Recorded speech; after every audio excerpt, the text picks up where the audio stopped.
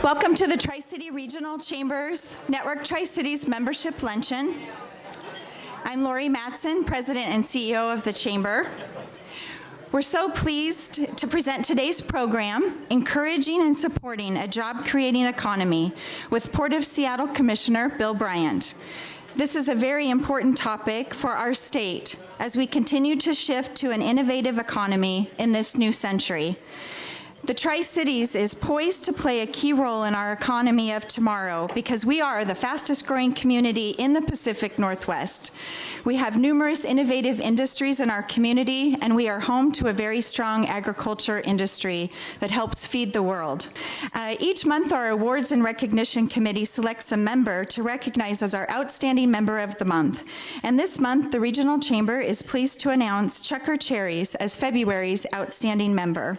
Since its founding in 1988, Checker Cherries has grown to be a multi-million-dollar enterprise. Through years of success, owner Pam Montgomery has strived to continually move her business and team forward and seek ways to give back to the community. Their social responsibility gifting program donates 100% of the profits from select Checker Cherries products to various causes. Currently, the program supports the Breast Cancer Research Foundation and Wallowa Resources. They have also been a longtime supporter of the Regional Chamber. Checker Cherries is also known as a take chance, and they hire vibrant young professionals in whom they see potential, regardless of their level of experience, and they encourage and mentor them to be successful. They're a wonderful example of constant dedication to learning, growing, and continuing to improve. So please help me welcome Teresa Garcia, Sales Manager for Checker Cherries, to the stage to accept the award on behalf of Pam Montgomery.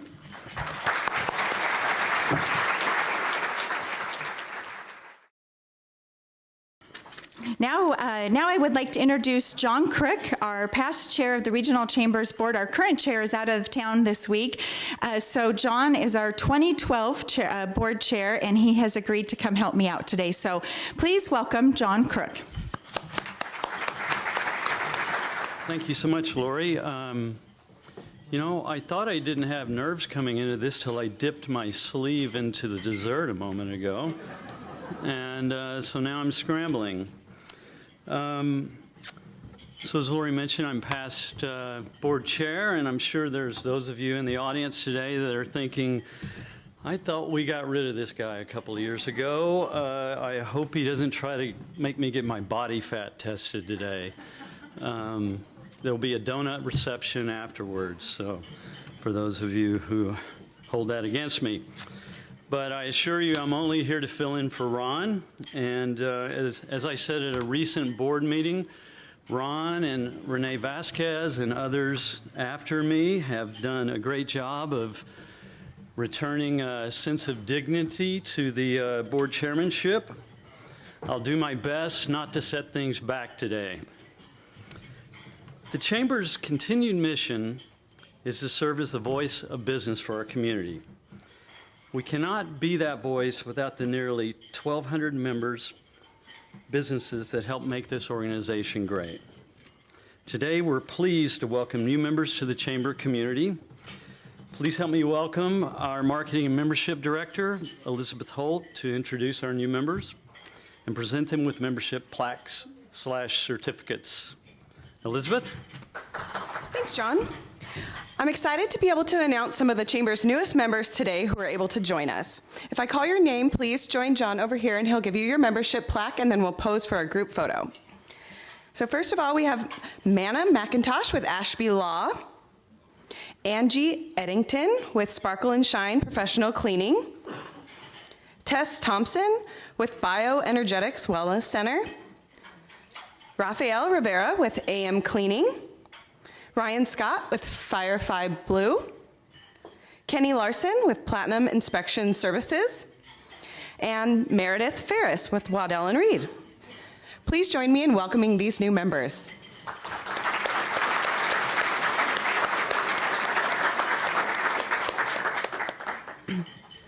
We'd also like to recognize some of the Chamber's longstanding members. The members I will mention have been members for 20 years or more. First of all, we have Port of Benton, Payne West Insurance, United Way, Marple & Marple, Royal Columbian Retirement Inn, JUB Engineers, Windermere Real Estate Tri-Cities, Wynwood of Columbia Edgewater, Crest Hallmark, and Pacific Cataract and Laser Institute. We appreciate our longstanding members. Let's give these members a round of applause. Thank you. With that, I'd like to introduce our keynote speaker, who has a lot of experience with transportation issues in our state. Bill Bryant was born in Morton and grew up on the Olympic Peninsula and in Olympia. After high school, he studied trade and diplomacy at Georgetown University. He put his education to work very quickly as the director of Governor John Spellman's Trade Council. For several years, he traveled the world working to eliminate unfair foreign trade barriers and open new markets for Washington's fruit growers.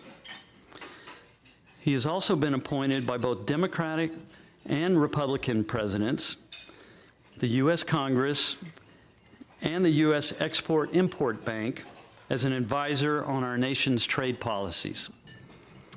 In the 1990s, Bill moved to Seattle and founded Bryant Christie, a company that works to eliminate barriers to foreign trade, develops new international markets, and builds customized internet databases of international technical standards and reporting products. In 2007, Bill was elected as Port of Seattle Commissioner and quickly rose to the role of President of the Commission in 2009. As a Port Commissioner, Bill is focused on increasing the Port of Seattle's transparency and public accountability while working to protect Puget Sound and improve transportation systems in the region. We are very pleased that he's joined us today to discuss how we can support a job creation economy in our state. Please welcome Port of Seattle Commissioner Bill Bryant. Pleasure to have you. Thank you. Well, this is a real treat for me. I should be thanking all of you for the opportunity to come over because, as John mentioned, Barbara and I lived in Yakima for 7 years in the late 80s and early 90s, and so it's an opportunity. I'm going to swing back through Yakima on the way home and to see a lot of friends up there. And also my company, Bryant Christie, as John mentioned, works an awful lot with agricultural producers all across the United States, but in particular in Washington State. And here in the Tri-Cities, we work an awful lot with the potato and the wine industries, and so this afternoon, I'm going to have the chance to reconnect with some friends in those sectors. So this is really a treat for me to be able to come and chat with all of you today about some issues that I think are important to the Port of Seattle, but are really critical to everyone across Washington State.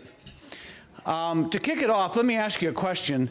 How many people in the room have been to Longview over on the coast?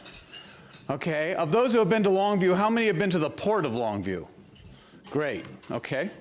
How many have been to either SeaTac Airport or the Marine Port of Seattle? Great.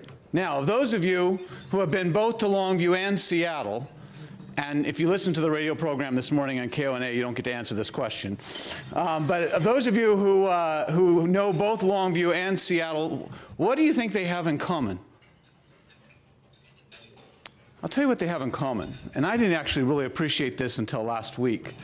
What the Port of Longview and the Port of Seattle have in common is right here, the Tri-Cities.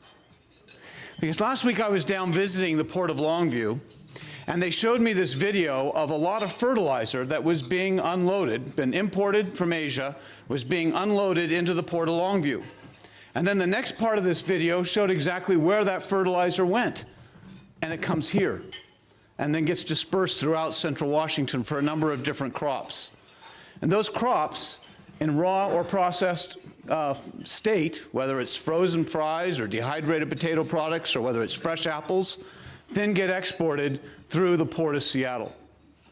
And while I've spent my entire career in central Washington and then over on the coast in international trade, and primarily in agricultural international trade, it never really struck me how totally interconnected these river ports are with central Washington and then on the outbound side with the ports in Puget Sound.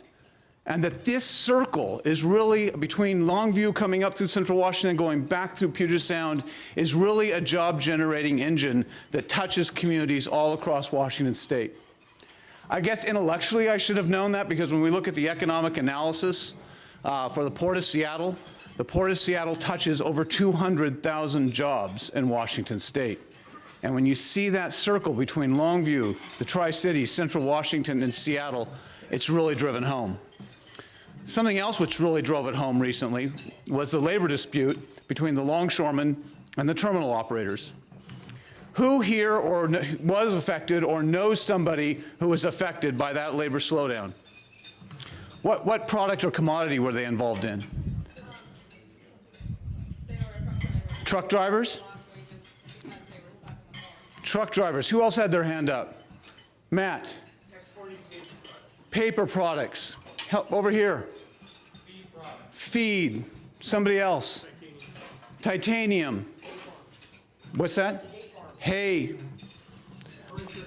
Furniture containers. I had one, and I didn't have a woman. I knew a woman who was over on the coast who's trying to build a hotel right now. She couldn't get windows.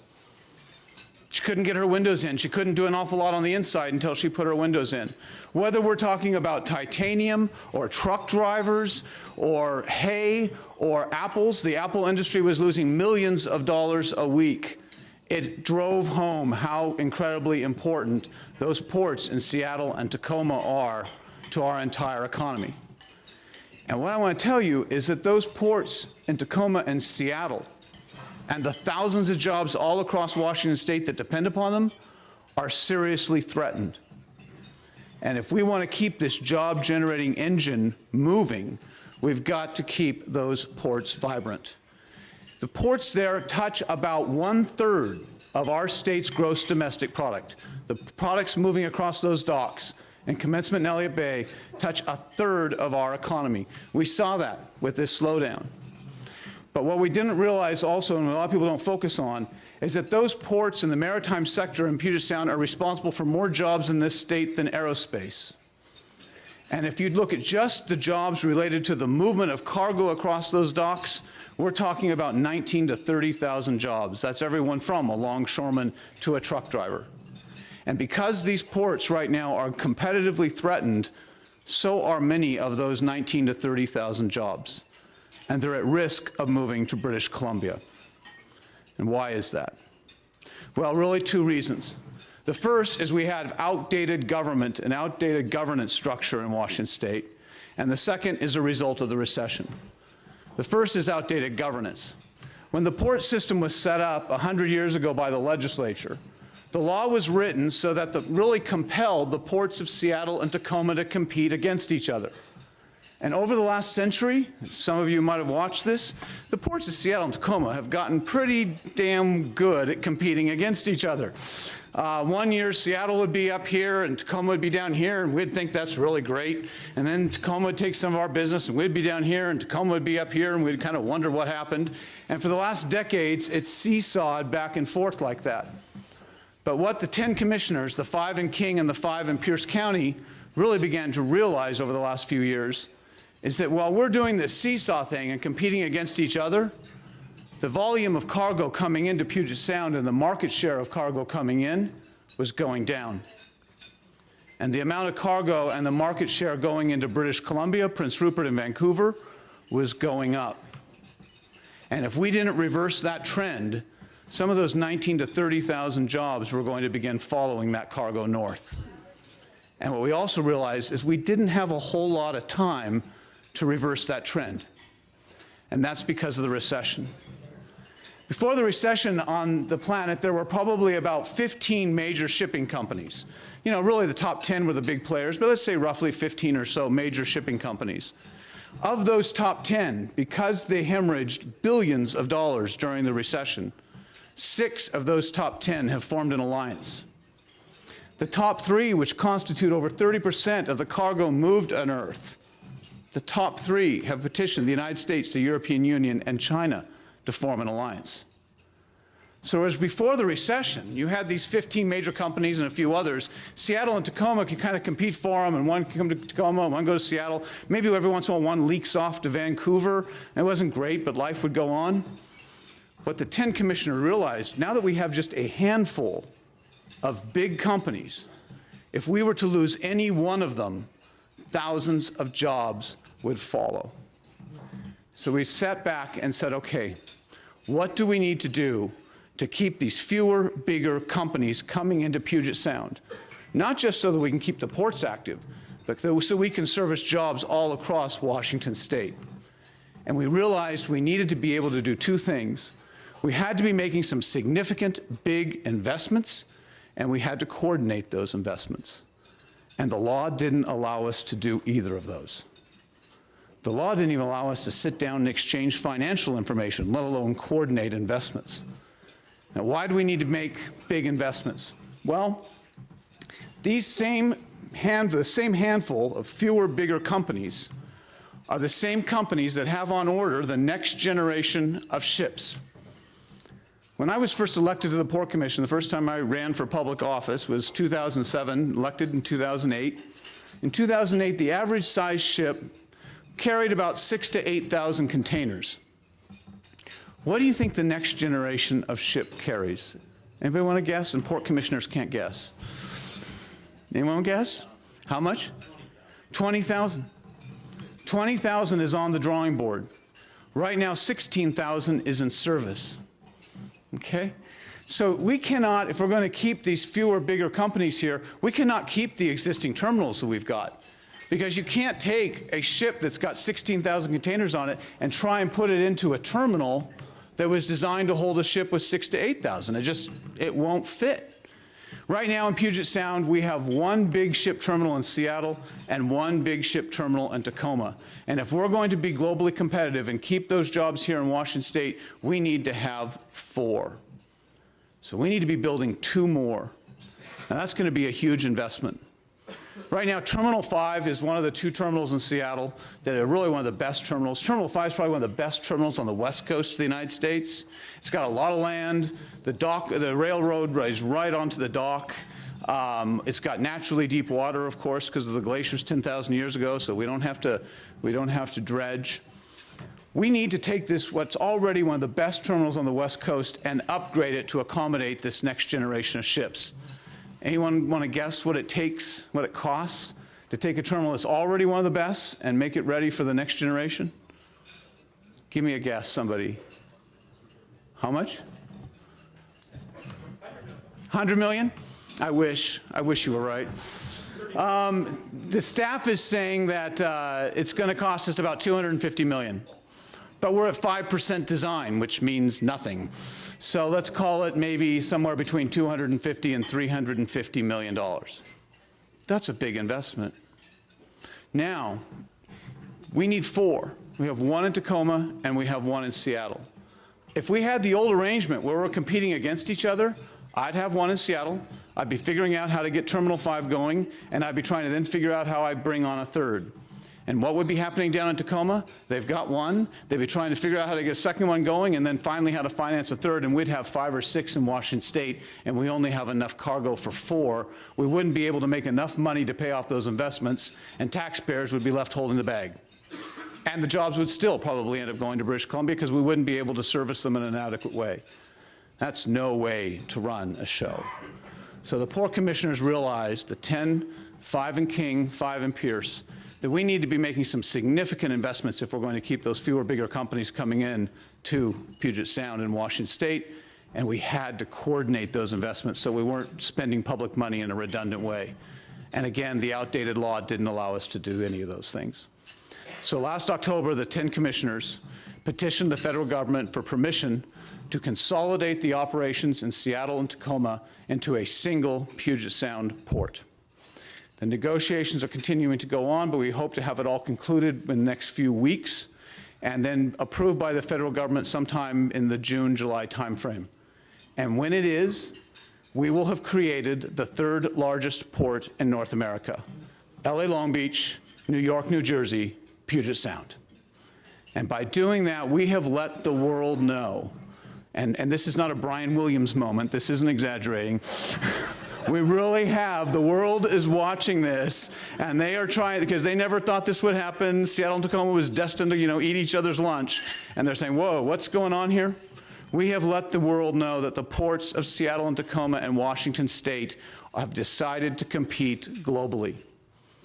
But if we're really going to leverage that decision to keep jobs here, Washington State needs to make that same decision. And Washington State has not made that decision. And let me give you two quick examples. The first is education. As you can imagine, I've been talking to a lot of maritime labor guys lately on a number of different issues. But right before the holidays, I was talking to them about a lot of things besides just the dispute. And this one labor leader in Seattle said, Bill, we've got jobs, not the Port of Seattle, but they're down on the waterfront, working on refrigerated containers. These are the containers that we use to ship commodities, perishable commodities all around the world, apples or seafood. And you got to be precise, because you need to freeze seafood and chill apples. You don't want to freeze apples and chill seafood. So you've got to have these very sophisticated containers with sophisticated refrigeration facilities or capabilities. And you've got to have someone who knows exactly how to work them so that you don't end up freezing apples and chilling seafood, and that you can maintain that temperature on an extended sea voyage. These are jobs, these refrigerated container technicians, that pay between $4,000 and $7,000 a month. We cannot find, you don't have to have a high school, or you don't have to have a college degree. We cannot find high school graduates with the computer skills and the math skills needed to fill those jobs. That should not come as a surprise, because we live in a state where 25% of our ninth graders will not graduate from high school. What's even more indicting is that 57% of the high school graduates last year who applied or tried to enroll in community college classes, 57% did not have the skills they needed to enroll in community college classes, even though they had a high school degree. If we're going to keep those fewer, bigger companies coming into Puget Sound, we have to have a workforce that meets their needs, and increasingly, we don't. The other issue, and John brought it up already, is transportation. It doesn't do any good for the ports of Seattle and Tacoma to set aside a century of history and make a huge, significant, bold decision, and it doesn't do any good to make that decision and invest hundreds of millions of dollars in new terminal facilities if right outside the port gates 40% of our streets are crumbling, and they are. We live in a state where over 22% of our highways are moving towards significant deterioration. We have over 100 bridges that are structurally deficient. And it's not that we've just neglected our infrastructure and haven't maintained it for the last few decades, but in the 1980s, we started following other priorities and we quit building. In some cases, we stopped right in the middle of a project. We have a highway that's supposed to go from the Port of Seattle behind SeaTac Airport and drop down to the Kent-Auburn Valley, where you have the connection to the rail lines and the warehouse and distribution centers. We built half of it, and it just stops. And for 2 decades, it just stops. The Port of Tacoma is supposed to have a highway that goes from the 405 down by South Center through that same industrial manufacturing warehouse district and connect through Pierce County to the Port of Tacoma so we can move trucks through that district and then get them onto I-90. We built the part in King County, but ironically, we never built the part next to the Port of Tacoma. We have a connector between the Port of Everett and I-5. It languishes half built. If we're going to take advantage of this huge, bold decision that the ports of Seattle and Tacoma have made to quit competing, to consolidate our operations into a single entity, if we're going to get the best jobs or the most jobs out of that, the state has got to step up and also take some bold action and make some investments and change the way we're doing things. And that is most apparent when it comes to education and transportation. The Port of Seattle is making investments, and we are changing the way we're doing things as a result of this new consolidated seaport. I talked about the hundreds of millions of dollars that we're making in the seaport. We're also going to be launching significant investments that will affect the economy of the entire state at SeaTac Airport. This last summer, the commissioners have agreed to launch somewhere between a $900 million and $1.5 billion capital program to revitalize SeaTac Airport.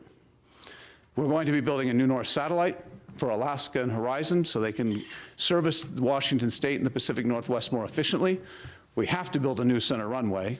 Not a new runway, but we just have to tear that one out and build a new one because it's at the end of its life expectancy. There's going to be an entirely new baggage system. But most importantly, I think, for Central Washington and other parts of the state is that we are going to build a new international arrivals hall. We have a airport that was really built in 1972. And I think this commission and previous commissions have done a good job making sure that the airport that people see looks pretty good and operates pretty well. But when you go behind the walls you all can't see, it's welcome to 1972.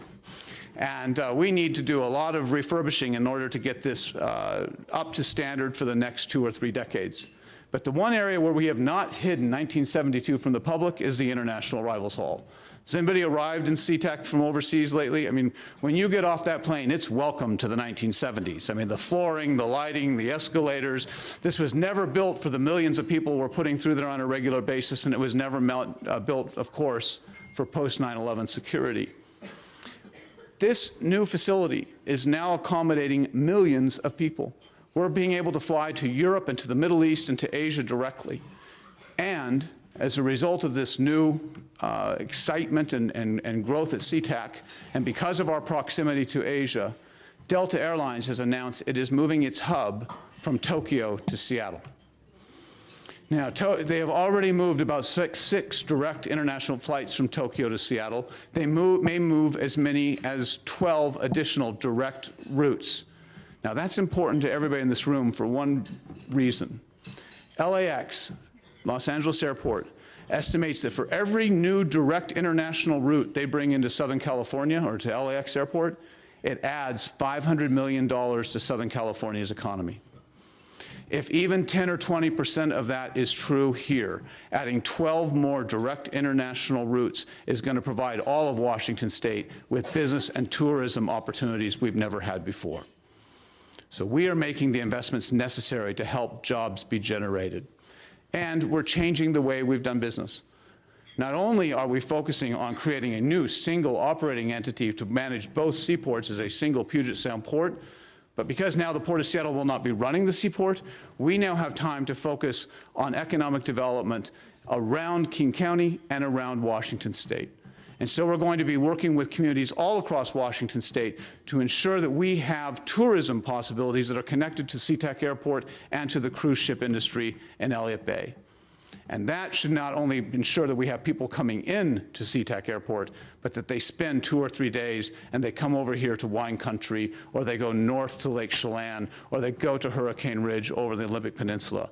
And by staying here 2 or 3 days as opposed to just blowing through town, they will be spending hundreds of millions of dollars all across Washington State. The ports of Seattle and Tacoma have taken a historic act by deciding to consolidate their operations. The Port of Seattle is reorganizing itself, and it's looking outward, and it's making some significant investments. Washington State needs to do the same thing. We can't keep doing business the way we've always done it, especially when it comes to transportation and education. And if we step up and change the way we make some decisions and the way we spend our money, and we invest where it's critical, and we make sure that government is being reformed to meet the needs of our time, as we have at the Port of Seattle, then we can leverage these great assets we have in Washington State. And if we leverage them when we get the investments made where they need to be made and we reform the government to meet the needs of our time, we can reclaim our destiny of being a job-generating powerhouse on the Pacific Rim. Thank you.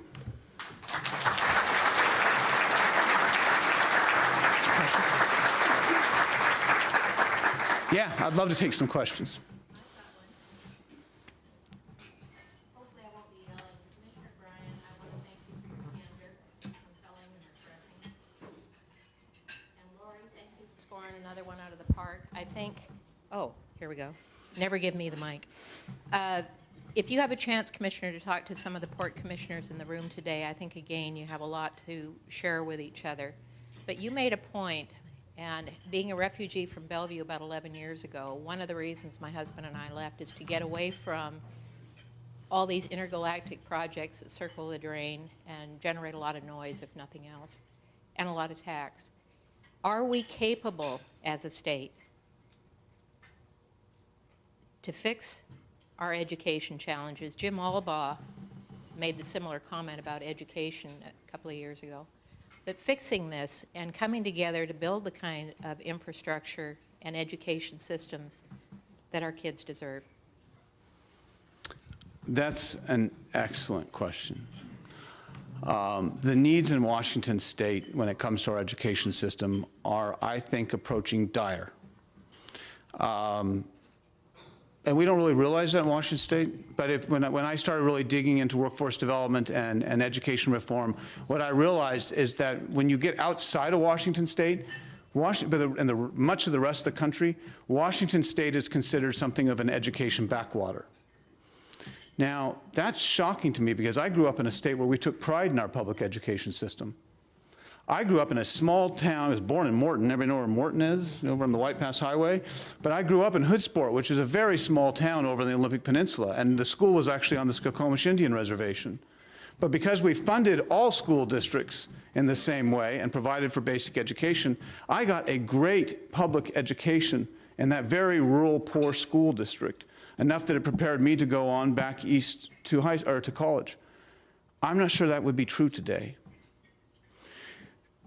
The question was, do we have the ability to change that?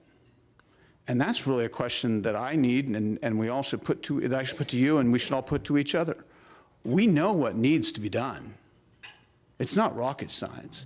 Essentially, we need to make sure that third graders do not advance unless they're reading at a third grade level. Some will argue you should go ahead and advance them because it's going to hurt their self-esteem. But to advance them when they're not reading at a third grade level only causes them to fall further and further backwards, and that's not helpful of their self-esteem. We need to make sure that we have small class sizes between K and 3 because class size is a determining factor in those early grades, not so much after third or fifth grade. I think we need to help ensure that kids can move forward, not based on this pre-industrial age system that we have called the Carnegie system, where you get on the conveyor belt and you move forward based on how old you are, but allow kids to move forward after fifth grade as they master the material. I also think we have to reinvent the last 2 years of high school, because we're losing a lot of ninth grade boys. And we're losing ninth grade boys because somewhere, well, first of all, they're ninth grade boys and they're angry at the world. But we're getting these kids and we're saying, we got to get you ready to go to college. It's all about getting everybody ready to go to college. And some of these kids don't want to go to college. And they're thinking, well, if this is what it's about, I'm hanging out here for 4 years to go to college, why do I need to hang around? I think we should have everybody pretty much mastering their basic materials by the end of their 10th grade year. And then let's reinvent those last 2 years of high school so you can either go into an apprenticeship program or you can go into some sort of vocational technical career training, or if you want to go to a 4-year degree, you can begin getting on that track. Let's make this much more relevant and to meet the needs of the kids. We have a system that is totally oriented around meeting the needs of the adults, and we need to focus and make sure that we're meeting the needs of the kids. Can we do it? Yeah, we know what needs to be done. Can we do it with probably the amount of funding? Yeah, we could. We may need some more funding in certain areas, but we need to reprioritize how we're spending money. Are you ready for the holy war that will come from all that? The question you have to ask is, at the end of the day, will it be worth it? And do we have a choice? I don't think we have a choice. And I know if the future of our kids and keeping jobs in Washington State is what we're going after, yes, it will be worth it.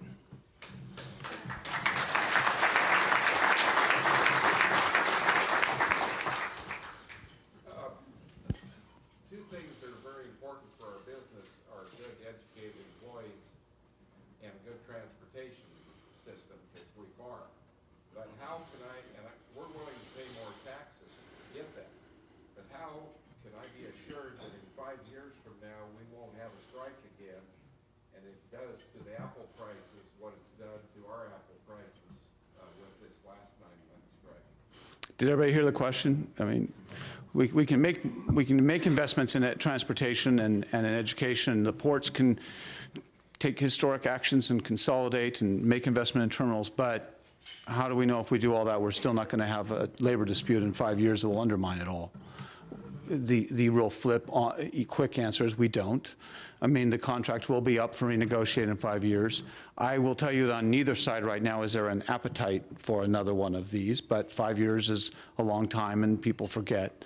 The issues that really drove this to the prolonged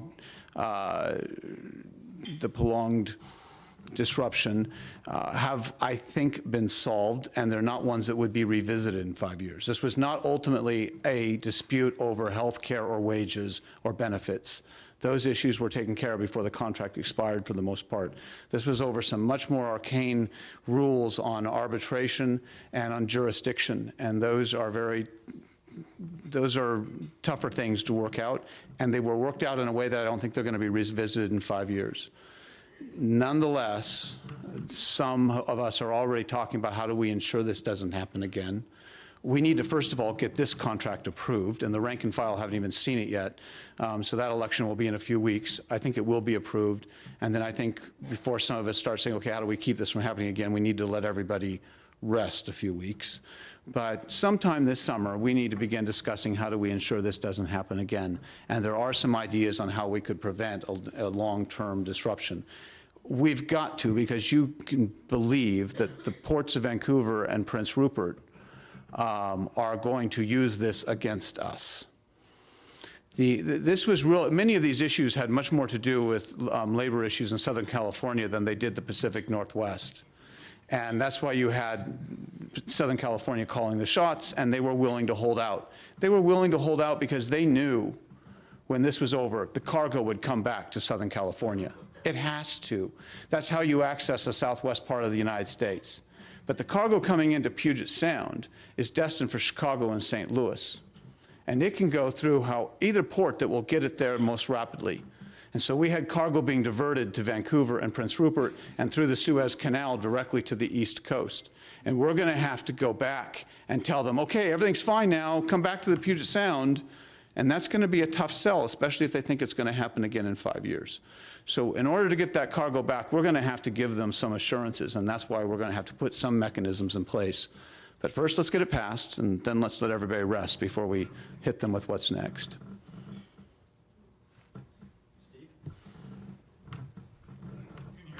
I can.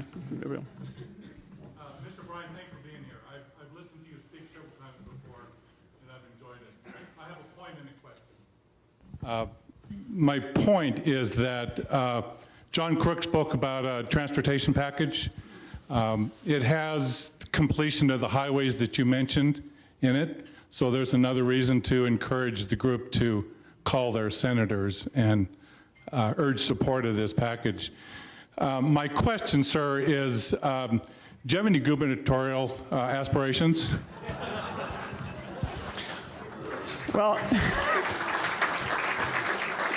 normally I would dodge the question, but it's been in the Seattle PI, the Journal of Commerce, Politico, which is national, and a few other papers. So I am seriously considering running for governor. That's the answer.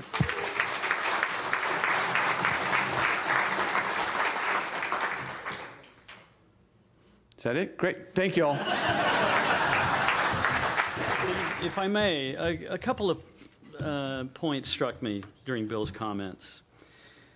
You know, our cities are more and more connected, and our state is more and more connected to the world. And our east-west Washington State diversity, it's an asset that is to be, I believe, embraced and enhanced. So thank you for the comments. Very well done. Lisa? This is fun, right? Door prizes are fun. So first, from Paragon Corporate Housing, we have a 2-night stay at one of their corporate suites. That's going to Jan Darrington. And Anna will meet you right over here. A 2008 bottle of Cab Sauv from Barnard Griffin. Going to Tom Stevenson.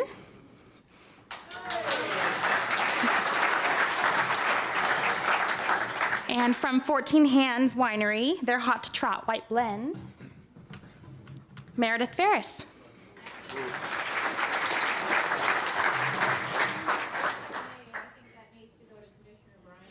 All right. That actually is going to Commissioner Bryant. And lastly, from our luncheon sponsor, Meyer Architecture Engineering, a $50 gift card to Anthony's. And that's going to Michelle Chen.